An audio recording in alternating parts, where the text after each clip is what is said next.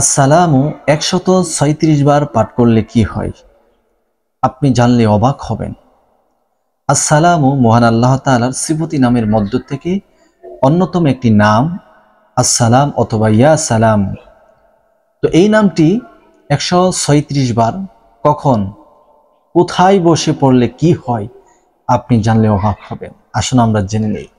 এই আমলটি করার জন্য আপনি সর্বপ্রথম পবিত্রতা অর্জন করবেন, ভালোভাবে ওযু করে নেবেন। পবিত্রতা অর্জন করে আপনি ৩ বার ইস্তেগফার, ৩ বার দুরূদ শরীফ পাঠ করে ইয়া সালামু ইয়া সালামু ইয়া সালামু অথবা আসসালামু আসসালামু ১৩৬ বার পাঠ করবেন। কোন ব্যক্তির কাছে, অর্থাৎ যে ব্যক্তি অসুস্থতার ব্যক্তির সামনে বসে, তার শিয়রে বসে আপনি আমলটি করবেন।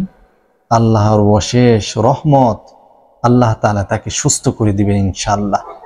সম্মানিত দর্শক, এই ভিডিওটি শেয়ার করে সর্বোচ্চ প্রচার করবেন এই জন্য, যাতে করে সমস্ত অসুস্থ ব্যক্তি এই আমলের মাধ্যমে সুস্থতা লাভ করতে পারে।